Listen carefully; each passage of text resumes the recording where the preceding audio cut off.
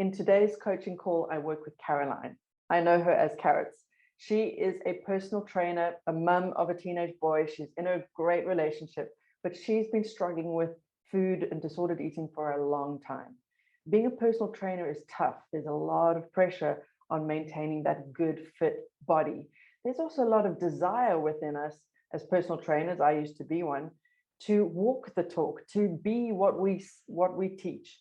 And she reached out to me just desperate to kick the bad disordered eating habits once and for all.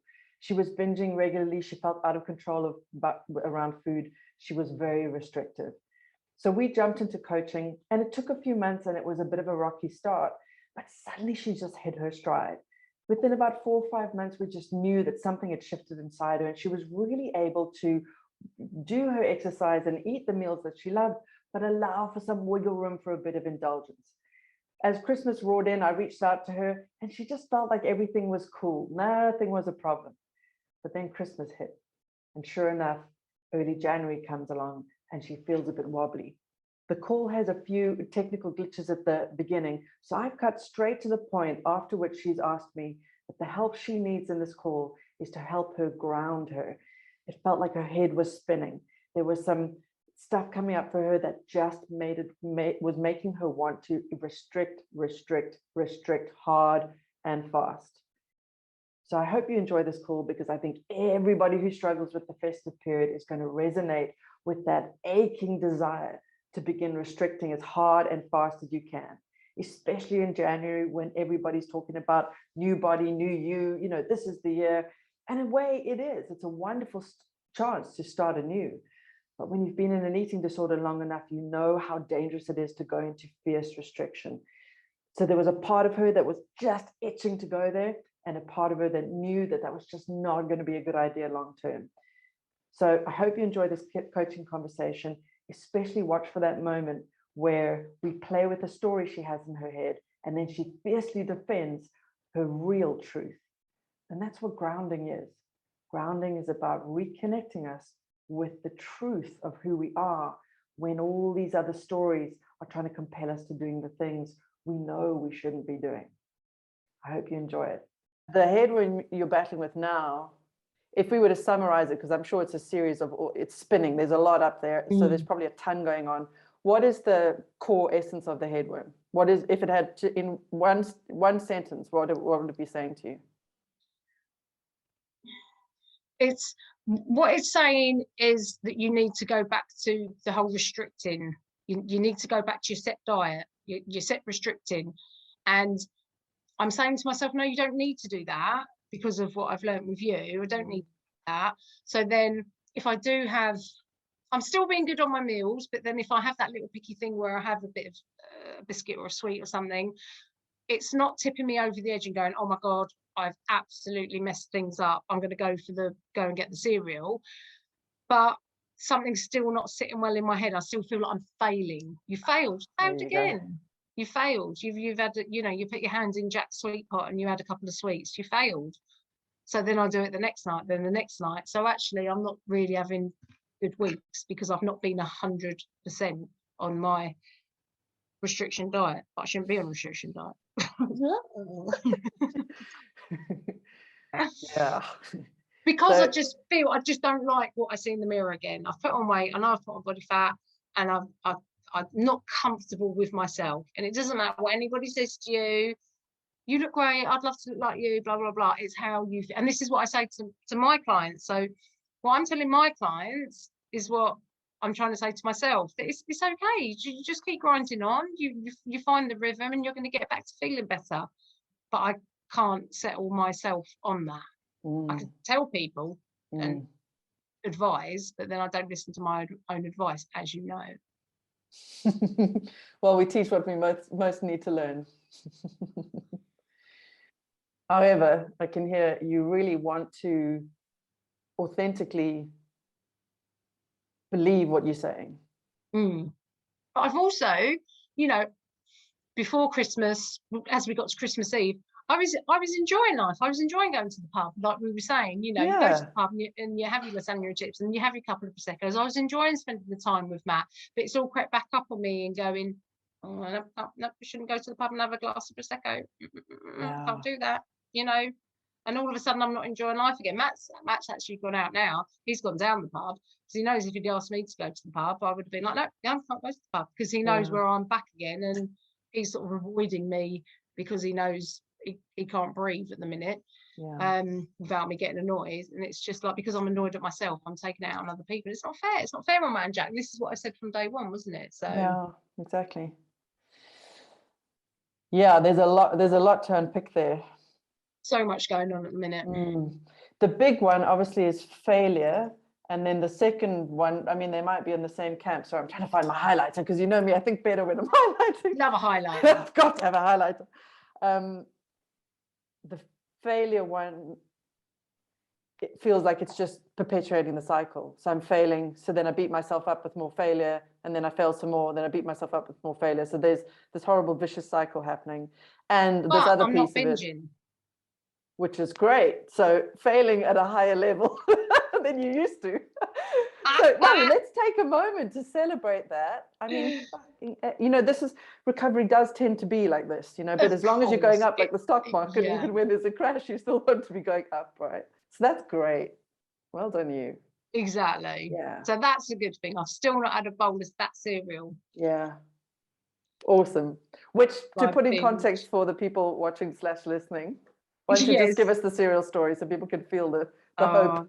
Oh, the cereal story. The cereal was my go-to. So if I was feeling like this, how I have been for the past few weeks, I would just go to Tesco's and I would just go and get this particular cereal, and I wouldn't stop. It would just, I would binge. I would have complete loss of control, and then that would lead to other stuff. And as fellow, you know, sufferers, no, you just can't stop, can't you? Once you probably can't stop. So I haven't done that, which is great. Amazing. So that's massive. And that's obviously all from what you've taught me. So and just getting all the work that you did. Yeah. So that's great. And the cereal really is kind of symbolic of this. It's kind of like, it's maybe not the best analogy, but it's certainly this idea that I remember you felt really out of control around cereal. It was like, Helen, if I have one, it's even near me, I won't be able to even have it in the house. Yeah. Whereas now you could do that, but I can hear you starting to get to that point of like, I need to sort what's going on here so that I don't end up going back down that path. Don't get there. Yes, 100%. So if I've got this right, we worked together, you struggled a bit, you started smashing it, you built on that, you did on the work, and you got to a point at the end of last year where you were eating well and training, which you love, you know, nothing wrong with that. And you are a personal trainer, so it is important for you to model what you put out there. And you were in this position where you could go to the pub with your husband and order what you wanted and enjoy it without all the self-flagellation and the guilt. And then sounds like you'd found your balance with that. You were doing well. So you could indulge occasionally, no biggie. You got it was going to be okay. Yep. And then you roared into Christmas, and it's probably started okay, and then it just accumulated, and then it was more bad on top of more bad on top of more bad, and now you're kind of underneath the weight of all of this, and it's like it feels like the only way out from that is to just go back to severe restriction, so that feels like logical, and hey, it probably work because we all know speed diets and everything, they do work. However, the backlash of that potentially would be straight back into Bingeville. And you want to avoid that at all costs. And the mindset that's got you in this place of, I just want to restrict, which makes logical sense. I feel like crap and I want to get out of it real quickly. I love what you said. It's like, I want to be there where I was now, like tomorrow. Yeah. The mindset, you get it. So, but the only problem, I think, if we were just to make this real simple, if you could let go of having it tomorrow, and if you could let go of this idea that you're a failure, what realistically, you know this better than anyone, probably way better than me. What would it take for your body, going back to the kind of way where you were eating well, but you occasionally indulge, maybe if you'd gone to the pub today, but you instead of it being perfection and 100%, and that restriction policy, what if you'd just go back to what you were doing? How long would it take for your body to move back to a place where you could feel good in your body again? To be honest, even the last couple of weeks where I've been not restricting, but I've been sticking to my meals and then maybe having the odd like handful of sweets or stuff like that. At the minute I have the whole women thing coming, so it's the carrying of the water, it's how you feel. And I know, and even my coach, my because I have a PT coach, I know that when that happens, I know I'm going to feel so much better after it. And normally I can say to myself, it's only that, I know what it is. It's okay. But this month I'm just particularly bad because I've got the uphill, still got the Christmas stuff. So to get my body back to think if I'm still doing that, it's going to take me 6 to 8 weeks maybe. That feels realistic, right? Yeah, which I know. Which is kind of the amount of time it's taken you to get here. 100%. And I'm telling my clients that. So again, what I'm telling my clients, after Christmas, it's fine. You know, and one of my clients is like, well, I haven't actually lost the weight. Yeah, but you feel better. You feel less bloated. Da, da, da, da. Oh my God. I know. I'm a personal trainer, so I know. But to say that to myself, I sound like a horse then. No, it doesn't. You know, and my coach is saying that to me. Come on, be consistent. Just keep going. It's fine. If you want that, have it. It's not him saying you have to be this restrictive and whatever. Oh my God, if you want some toast, have some toast. Do you know what I mean? So it's just, and I know this will go, but I'm just putting it down to where I am. But what if it doesn't go? So then I've got the little, I might just stay here because I know it annoys you. Okay, so let's play that worst case scenario. I think both of us know that isn't true, because the hardest thing in the world is, I mean, another analogy, if you've been super fit and then you lose all your fitness, injury or whatever, and now you've got to start again. Yeah. And it's like, and I can barely run a kilometer, and that's exhausting. And it feels like the route out of that is just so long and so hard and so far away that you actually it would be easy to get to, But the reality is, and you and I both know this, through being physical trainer and, working with food and all the rest and clients, is actually, it's just about that consistent small change. In a week, you'd feel better. In a month, you'd feel better. In 3 months, you'd feel amazing. And it all starts with just doing the right thing today. So we know that. So let's get clear with the resistance. So what you said is super. I've got no doubt you're going to come off this call and you're going to do exactly what you would teach other people to do. Yeah. It's almost, what came up for me earlier when I was like, I don't know where to go, was I think she's got all the answers and she needs to coach herself. Like and you've just done that. But I think it would be so valuable if we spend a bit of time working on this barrier. Yeah. Which is, if I were to put on more weight, let me just get really blunt with it, then that would be too much. And I can't bear to look at myself, and there's an escalation there. So it feels like unless we deal with that, it's always going to be a threat. Like every time you get to this point where you've just, you've had a bit of a rest or relax, you're going to hit a barrier, and then heaven forbid you go past it, because then you'll just go restriction, full 100%. Yeah. So we don't need. You can choose to completely turn your mindset around. And you know what? The reason I would encourage you to choose this is because one day you might be injured and literally have no choice. And do you know what?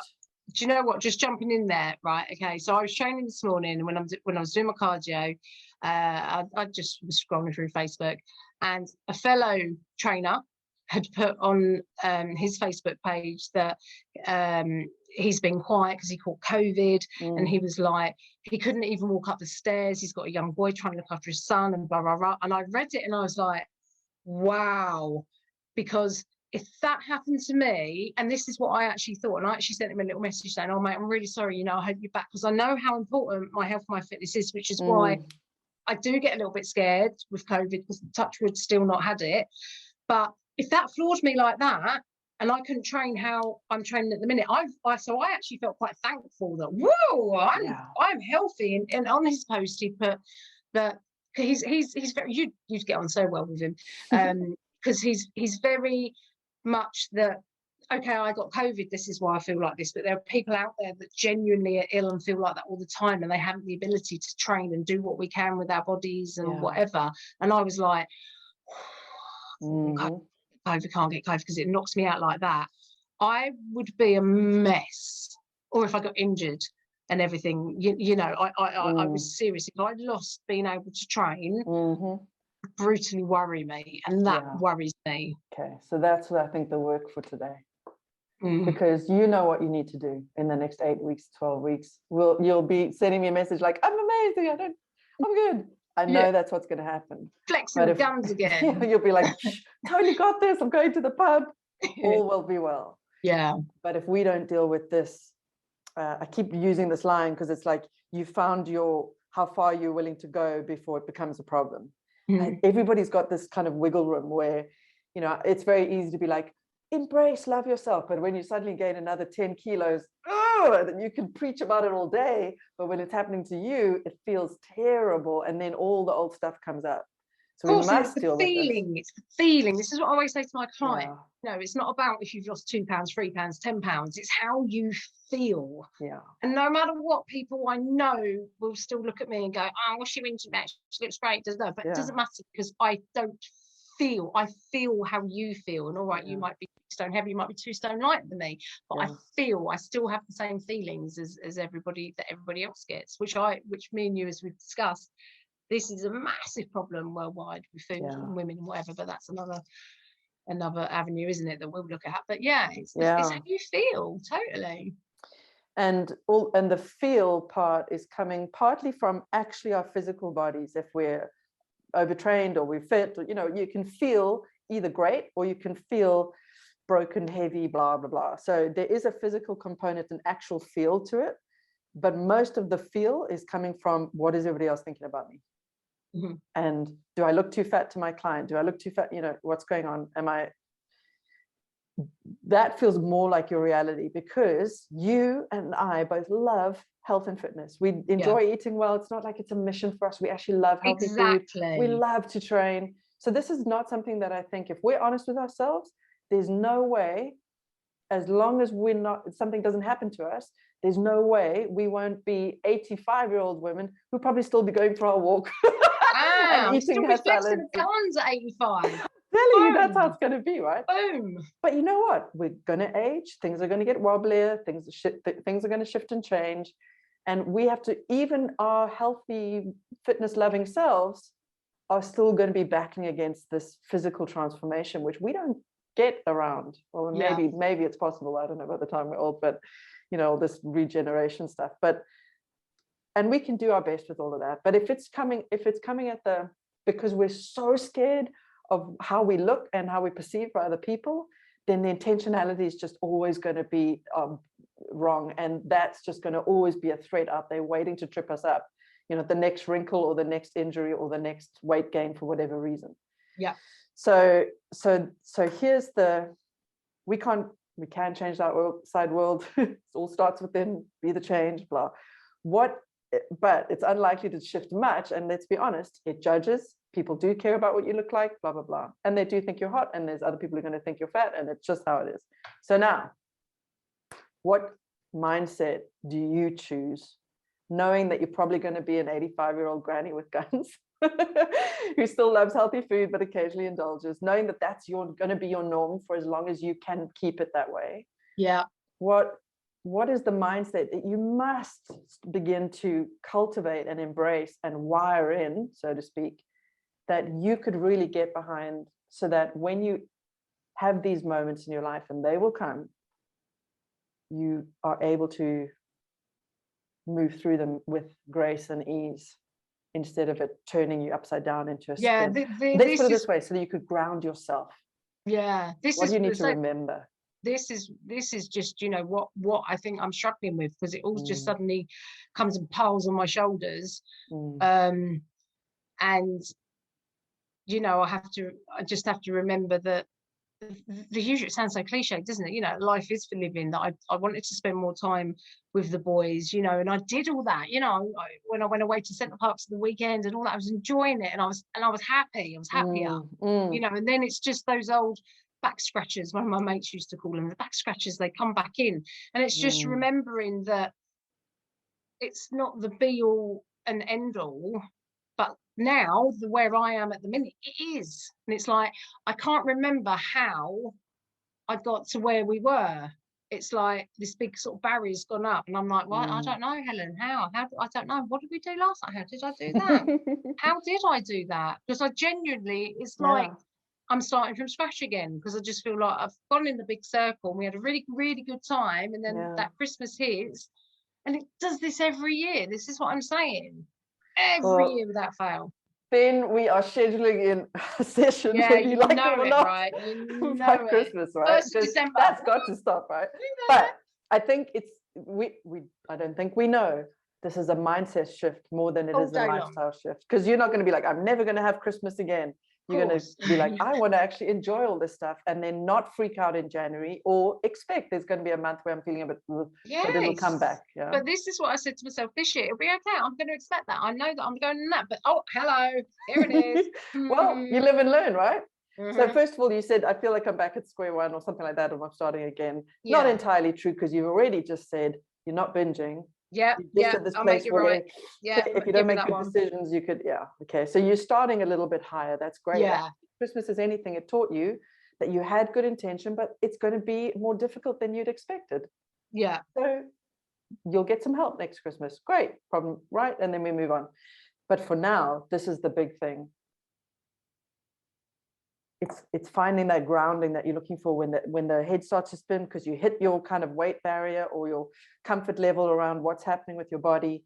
And it's about remembering what you need to remember and finding a way to do that. And you said, interestingly, you said, well, I need to remember that life's about living, which is true, right? I think all of us need that reminder all the time. Yeah. Especially as we get older, it's like, whoa, I don't, this doesn't last forever. Yeah. I've certainly made, it's funny, because when I think to myself, this is just a side story about me, but maybe it'll resonate. It's so cheesy, but we live up 5 flights of stairs, and on the 4th floor there's a mat, and by then my legs are burning, right? Every time I walk them, there's a mat, and it says live, love, laugh, right? Which is like super cheese. Everybody says it. When I know how to love, I know how to laugh. But you know what? If I'm honest with myself, the living part is something I'm still not doing. I'm always out there or in the past. The only time I'm truly present is here. And that's when I love what I do, right? But generally my mind's there, and I'm not actually taking advantage of life. So that's my work too, right? Yeah. Totally. So my way of trying to remind myself that is, what I've learned to do, and you can choose to use this or not. Now, this is tools and tactics, but we're going into it. Is if after this call you're like, that's actually what I need to remember, then once you realize what it is, you start making sure you're seeing it, doing it, checking in with yourself daily. We can't be like, oh, I've had this great conversation with my coach, and then I forgot about it and did nothing. As you know, it's going to take work, it's going to take reminders, repetition. And the simplest thing will be, if that's going to be a core thing for me this year, then at the end of every day is, did I live thoroughly today? Or what, and because when we challenge ourselves and the answer is no, then the next question is always going to be, what do I need to do tomorrow to remind myself to stay present, or to live, or take advantage of it, even if I'm in an uncomfortable body right now? Yeah. So that might be one. It's a goodie for anybody, right? It feels like, I'm going to be super honest and just say what's coming to my mind. It feels too cliche. It feels like, we all know we should live. Life for living. Okay, but it's actually what I really want to connect with is something a little bit more. It's going to sound more shallow, but it feels like it's going to have more meaning right now than life is for living. And it's something around, and I'm going to need your help to come up with the statement, because it's your statement. It's something around, oh, this is so lame, I'm beautiful just as I am, it's not quite that. Yeah, I know. Something around that, isn't it? It's going to be about, I know my inner worth. And so if other people look at me and I am legitimately a bit overweight right now, or whatever, for my own body, blah, blah, they're going to have a story about it. I need to remind myself, you know what it is? Maybe I'll throw this out there. Go. It's just a matter of time. I love health and fitness. It's just a matter of time before I get it all back. If I'm currently in a place where I don't have it, that's it. It's a matter of time. So right. So right. And at the end of the day, what I said to myself was, look, because obviously we were supposed to be away on holiday, weren't we? We were supposed to go to Lanzarote over Christmas, then with COVID thing and my son or whatever, we didn't go. So that kind of got taken away from me, because I was like, oh, I always need a goal, have to have a goal. So I'm not going on holiday now till May. And I like to go away and I like to feel good. Yeah. And that's not till May. So I've got loads of time. So why do I want that now? Because I know as a coach, that's not going to fucking happen, right? You're not going to lose that stone. I've said this to people when I was doing consultations. You're not going to lose the stone in a week. I'm like, in my head, it's going, why can't we do that? Whatever. And again, I know, you know, when we've spoken before, you know, people will just go, oh my God, you don't even look any different anyway. And this is what my coach says to me. And, you know, he sends me the like emojis if to go, oh, really? You know, it will pass. It's just getting through that stage. And I've got plenty of time. I've got nothing to do this for apart from to shut that up. Yeah. And I'm sick and tired of bowing down to that. Yeah. Because of the thing, you know, it's... yeah, it's time. There's plenty of time. Don't need the time. It's fine. I'm probably going to feel better next week anyway. It's like, I know, you literally will. Oh, really? God, I'll get off this call. God, I feel so much better. You know. Yeah, I think it's about remembering that when it starts going crazy and shutting it down and just being like, it's going to be okay. Like, I know how to do this. I know how to do this. And even if I didn't, I would figure it out. Yeah. You know, I don't think it would be ingenious for either of us if somebody came in a good body and says, I'm not happy with this. You got to work two things. Is there a physical component where they're actually just a bit unconditioned or they're not eating well? Okay, great. We can increase that, make sure there's still wiggle room and blah. So we've got to honor that if they're not feeling good. Yeah. We've also got to honor that half of that's 90% of the story is coming from a story about how we have to look in order to be loved and accepted and. And because it's coming from outside, you've embodied it as your own failure standard. Yeah. And again, that's going to take more work to remind yourself. Exactly. And like, you know, like we've said before, where we are coaches and where you are PTs, you know, you kind of feel like, oh, I'm expected to look a certain way. And then when you get in certain shape and then you suddenly lose that little bit of shape, you're like, oh my God, maybe we're going to make this. Really?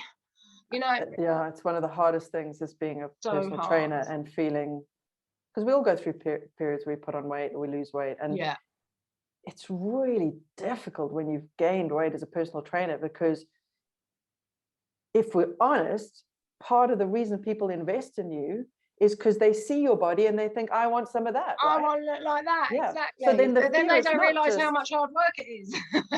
Yeah. And the fear is then not just a story, there's a reality attached to it. So if I was working with a banker who was like, I'm a bit poofy around the edges, it'd be like, well, you're not going to lose your job over it. So now you can do that work slowly and, you know, we'll engineer that, right?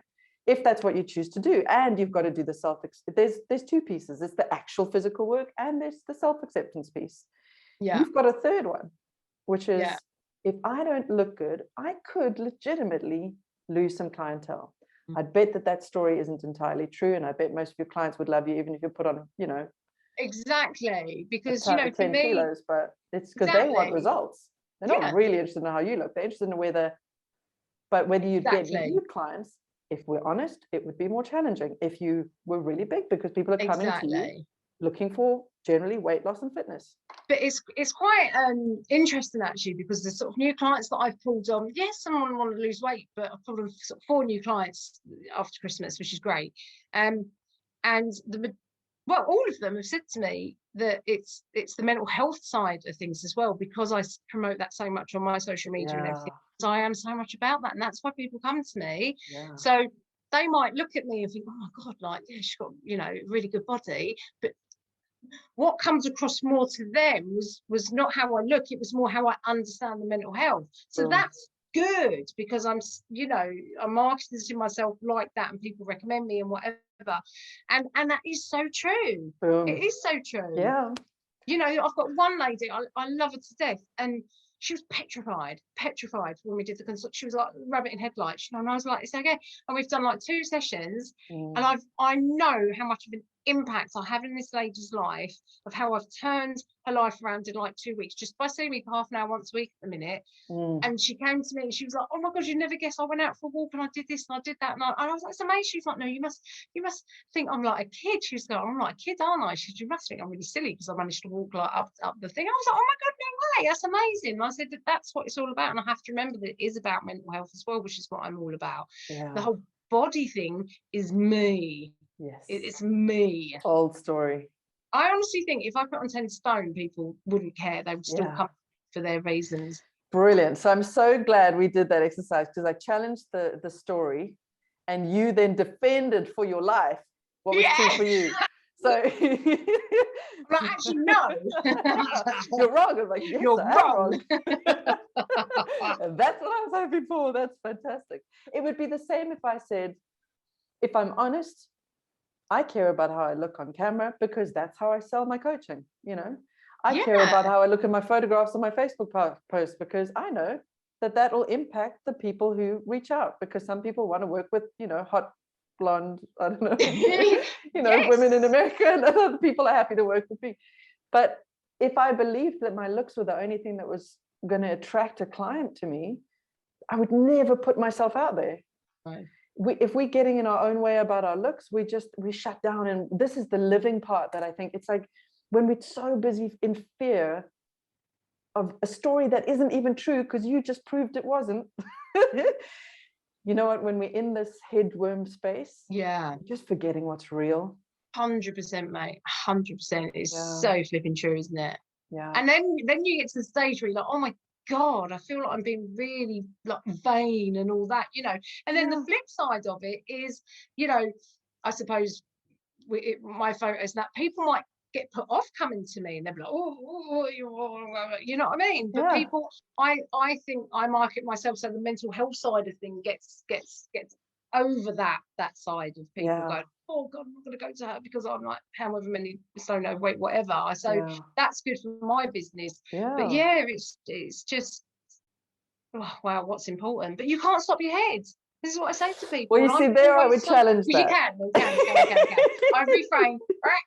Rewind. You can. Yes, of course you can, because that's why we're doing this. Why I'm here, 100%. And practice. And I'll be honest with you, I've got out of the practice, and after being so good with it and being, I've got my shit together, this is good. All of a sudden, something, what's the word I'm looking for? The obstacle, i.e., Christmas, came in, but it sent me back to my old ways before I started coaching with you. And I've forgotten. I'm like, I'm going to say, Helen, tell me what have I got to do? You need to tell me what to start doing again, and I'll get back there. Because I know I will, but I'm annoyed at myself because I went straight to the old habits that I've done for years and years and years, though, over choosing to go, come on. Stop the 8-12 weeks. Come on, stop being a dick. There it is. And I think that's what everybody does. Of course. And that's why it's repetition is the mother of skill. Sure, you slipped back and you forgot what you'd learned, and now you're here and you're going to do it again, and then maybe you'll do it again next year, and then eventually you'll just stop, because you'll have cultivated the muscle of coming back, grounding the thought process away from the rubbish story that isn't even true, and just getting back to the truth. It's not even true. Remember who you are, Collins. Exactly. Remember who you are. This is just Collins. A bit of weight, it's not the end of the world. And so true. In 8 weeks, I'm going to be out of this, and me worrying about it's not going to help. We all have our biggest fears relentlessly revisiting us. And I love that you use the word ground right at the beginning, because if we don't have a kind of mantra that we can keep going to in those times, we're buggered. And for me, there's always, it's never just one, there's a few, but they're beliefs that I hold that tend to ground me when it feels like everything's falling apart. I am enough, which is not I'm amazing. It's just today I'm enough. I didn't, I'm okay. On other days, I'm a rock star. Okay, you know that, right? Other days I'm like, so at my worst, I'm enough. And then the other ones are, I can do anything I put my mind to. And my third one is, I will find a way. Yeah. Because sometimes you're doing everything and nothing's working. Yeah. You're going to the gym, you're eating well, and what the fuck? Everything's your body's changing. I will find a way. And you're going to cultivate. Actually, my challenge for you would be after this call, or all of this will simmer. If I was going to give you a homework assignment, it would be something like, find your core mantras, and then you've got to wire those in, because you need to come back to something that's true each time this stuff spirals, so that you can cultivate that and you can strengthen that muscle, because that muscle you need to strengthen more than anything else.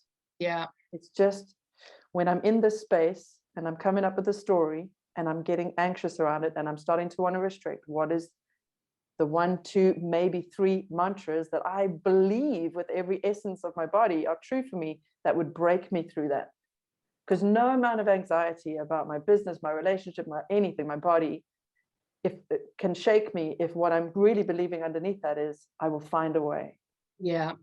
I am enough. I'll find. Well, those are mine. Everybody's got different ones. They're useful Yeah. ones. I just steal them from other people, right? Absolutely. Might just steal yours, babe. Go for it. And ultimately, it's true. The other one is, it'll be okay. Like, I always figure it out, right? I say, I Even think when we it's do this. I shite, I probably figure need it to out. get my little notes while you said my book, didn't I? Maybe just to get Yeah, that. pull it out, and you'll be amazed by your wisdom. And you've got the course. You can watch some of the videos. Yeah. It's about doing now. We can't outthink this. This is a doing thing, and then the doing turns into your norm. And you know that, because you and I, we cannot train for months and we'll be fit again. We'll get back on the horse because our body's so accustomed to it. Exactly. Yeah. So it's the same with this. Yeah. Yeah. It's just that rewiring again, isn't it? As you say, maybe I just need to pick out the from the course, my favorite ones that. Yeah. I can't remember. Again, I can't remember. I'm telling my memory shit anyway. But that one where I was like, I love that. I love that. I love that minute. That's brilliant. That one. Yeah. So I have a feeling it's just, might have been radical permission, or maybe it was just headwind yes, it busting. was. Yes, it was. But I think also as well, because as you know, sort of before Christmas, I started working in an office 2 days a week because COVID and quiet. I'm just non-stop now. Yeah. It's like literally like my PT days have gone from being sporadically quiet and nitty bitty to like all pretty condensed into 3 days. Now I'm like, oh, I actually have no time for myself. But I didn't want how it was, because it wasn't doing my mental health any good. But all of a sudden now you're going, oh yeah, but actually I haven't when could I do that? When could I sit and do that and watch my thing? So I know we're doing this today, and I think it was meant to happen today. You know what we're like, I know Wednesday, so I spend the day with Matt, but today I was like, as much as I won't lie, I was like, I really, really don't want to do this today. I don't want to do this. I'm saying to my client, if I don't want to do it, and funny enough, she's a psychotherapist counselor, she was like, yeah, but you know that you're going to feel better. And I'm like, oh, and she's like, let me know how you get. And I was like, then I'm like, hello, Helen. But I knew maybe it was meant to be today. Do you know what I mean? So well, it's when we're struggling the most, or when we're resisting, this, then it's probably when we need it the most. So but yeah, now I'm like, when do I have the time? I've got to now, because I am 2 days in the office, then I PT in the evening. I am literally really, really busy. So I know Friday afternoon is normally the time I sort of, after this, I go and get Jack, whatever. So yeah, it's just prioritizing. I don't know, Saturday morning, Sunday, just going to say, right, I'm just going to jump to my course for an hour. It's absolutely fine. Whereas I could use in the week. So well, the coach in me now is to be pure coach, is don't leave it to chance. Decide right away when your time is going to be, and then lock it off and protect it. Because this, we all say we want something, but then you often see clients will be like, but then are they putting in the time? Are they putting in the effort? And then the excuses come rolling out. But what, if it's and of important course, enough to you, this is what I say to my client. All right, you're seeing me once a week, whatever, but you still need to be doing 2 sessions. You need to put it in your diary, write it in your diary, which is now what I've got to do. And I'm going to go, right, block my diary out, and then don't rub it out and block another client in. That's it. You know what we do. So it's just doing that. And keeping it small. Watch 5 minutes of a video a day. Exactly. Do you know what I mean? Just 5 minutes in the morning or in the car. You can listen to it. I'm sure you probably, you've got I'm probably doing my cardio. There you go. Exactly. You'll figure it out, but just make it so small you can't fail to do it. Because if you've just done 5 minutes of listening to one of my my videos, or anybody else's, mental conditioning, because this is the muscle. The challenge for the year ahead is conditioning this muscle to be strong, which is everything we've spoken about today is essentially being able to ground yourself when you can feel the spin. Yeah. And you're going to have multiple opportunities to practice, because we all do, right? That's life. Love a spin. Well, there we go. Because you've got the food bit, you're already doing better. So now it's just getting this bit up, so then they'll both move up together. And you Yeah. know what you want, and you know what's dangerous for you. And anyway, you know it all, so we don't need to harp on. So you know what to do, carrots. I knew it was going to come in. I couldn't help it. You know what to do. Shall I call you? Shall I call you Caroline?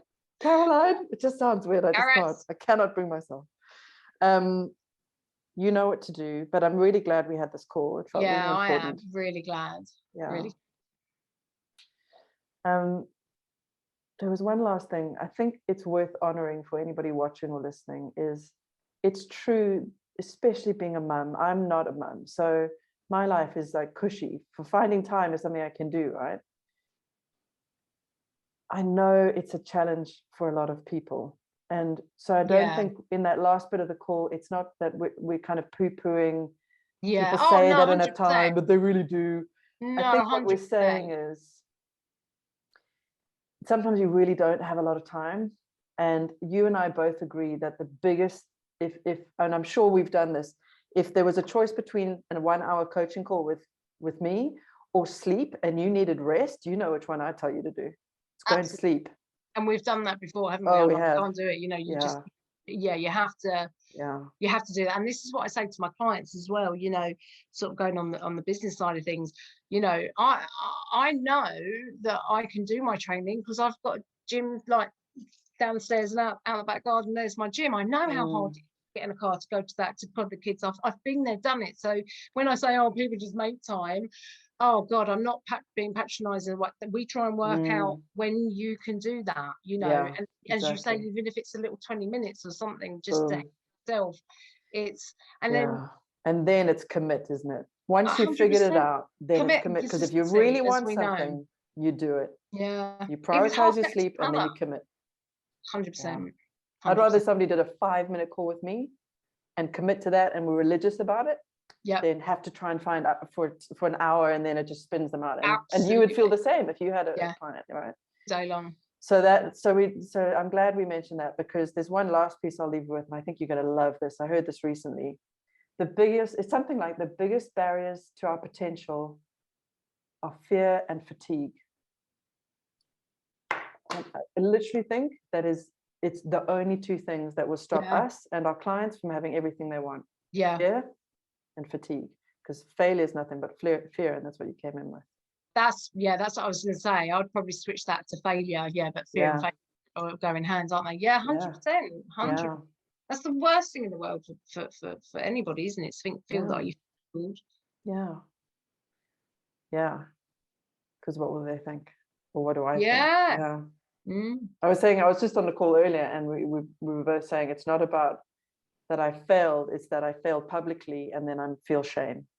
Absolutely. Half the time we're like, fine, if we're a little bit broke or you know, the relationship's not perfect, okay, or even if we put on a few pounds, we're like, I can handle it, but I hate what the outside world are thinking about it. So it's mostly boiling down to that fear.